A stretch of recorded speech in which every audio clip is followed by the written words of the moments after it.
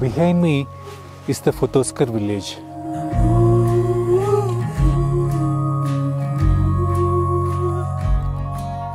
And in front of me is Singela, which is a 5,000 meter pass to Zanskar, and there is a ton of snow from where I am standing all the way to the pass.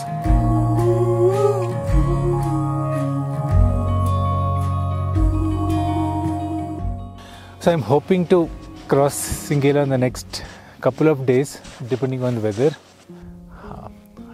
I'm not really sure how far I will reach, but I'll just give it a try and see. I'm already there, I'm already there. It's just in my mind, but for now that is fine.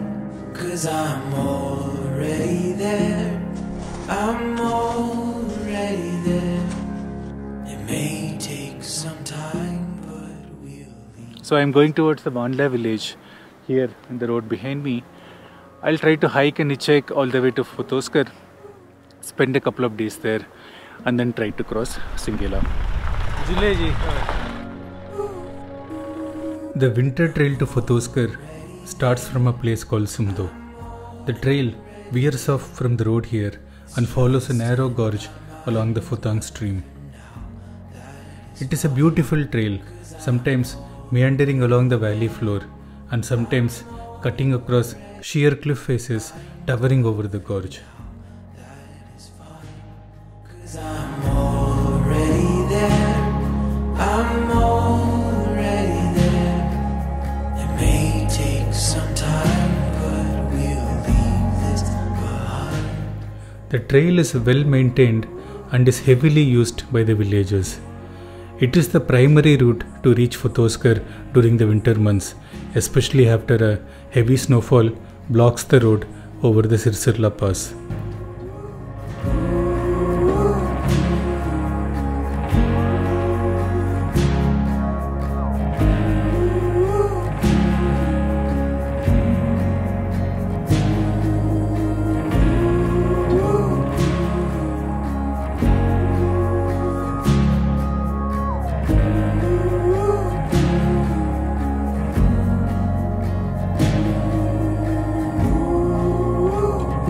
The trail on the second day was even more spectacular than the first. The locals want to promote this as an alternative to the overcrowded Chadar trek during the winters, and I can totally see why.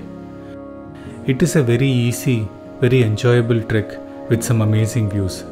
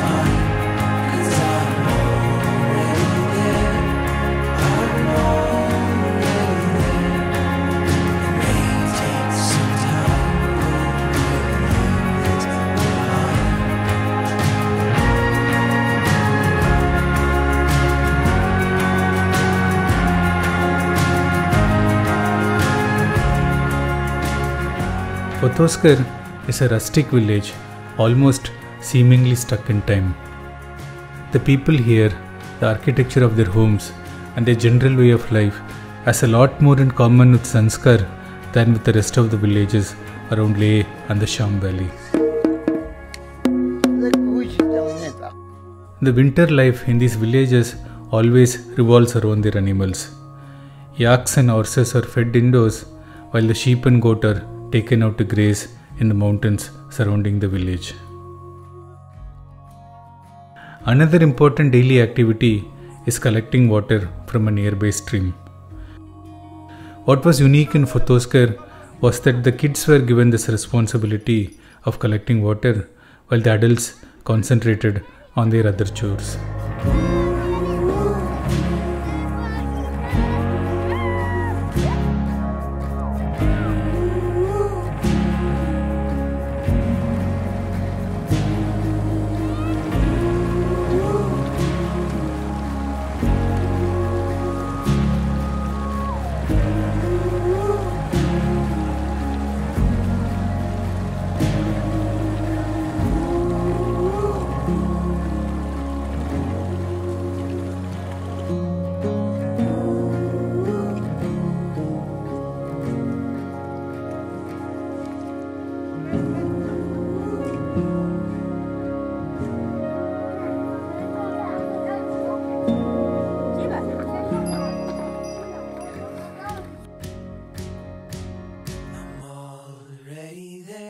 My main reason for visiting Fotoskar was to try and cross the 5000 meter Singela Pass into Zanskar.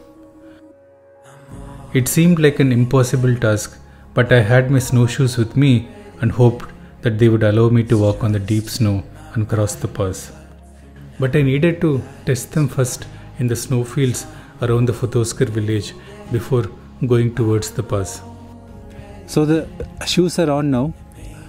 So now let's see how they perform.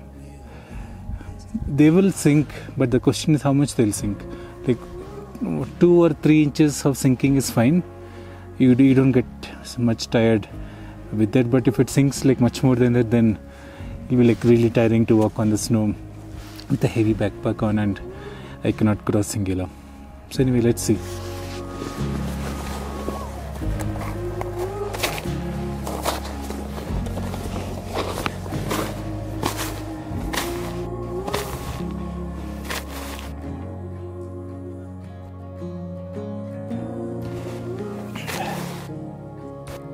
It's sinking almost, so it's kind of pointless to walk on the snow. This will get tiring in a while. I'm already there. I'm already there.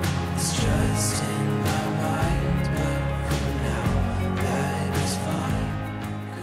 Here is a side-by-side comparison of me walking with and without the snowshoes.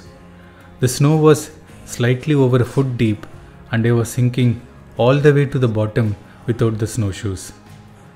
The snowshoes reduced the sinking a bit, but it took almost double the effort to walk with them. Every time I lifted my feet, I was not only lifting the weight of the snowshoes, but also the weight of the snow that had piled on top of them. I got tired walking just a few steps, and it would get infinitely more tougher once I had my backpack on. So I gave up my plans for crossing the Singela Pass and decided to return back to Leh.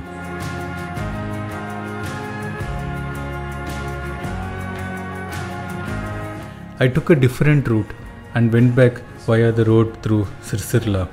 The BRO, the Border Roads Organization, were in the process of opening the road to Fotoskar. So I hiked all the way up to Sirsirla to meet them and caught a ride back towards Leh.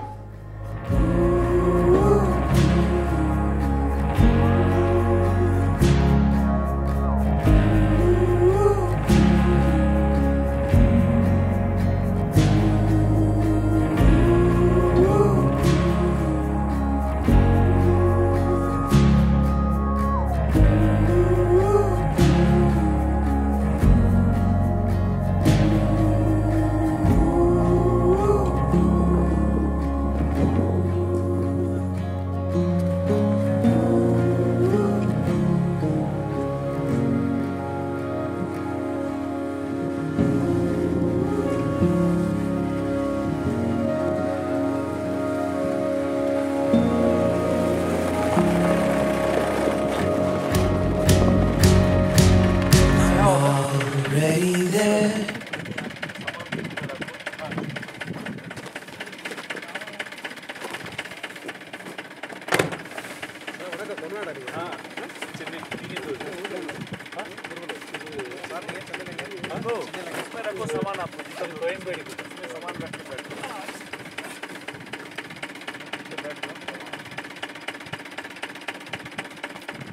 आपके भाई घर के आते हैं